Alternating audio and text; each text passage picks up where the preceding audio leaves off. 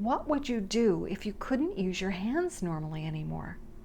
What if using a keyboard and mouse was excruciatingly painful for you? What if you lost your job because it was so painful that you either quit because you were in too much pain, or you lost your job because you weren't as productive as you needed to be? What would happen then? And how would you find another job that didn't require some sort of hand use?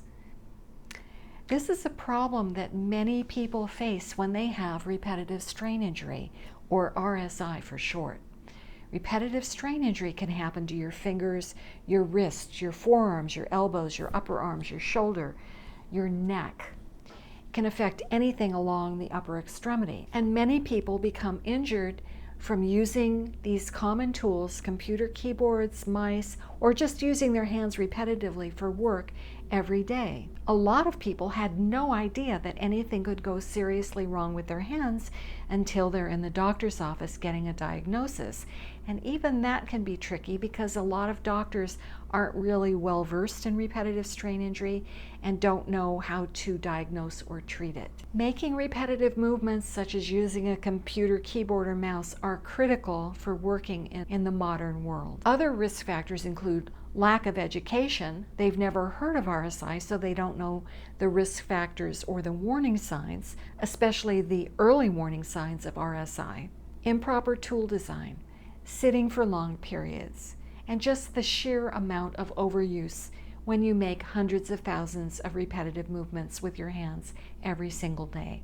Despite being a leading occupational injury in the industrialized world, little is being done to prevent repetitive strain injury, and prevention is the only cure. Virtually any hand-intensive activity can lead to RSI, and it's especially common among computer users because they're making hundreds of thousands of keystrokes every single day, and the keyboard and mouse put the human body in such an awkward position.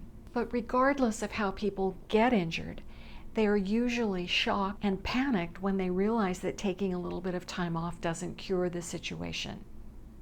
Then what do they do? And people can try many things to try to get their hands back, such as ergonomics.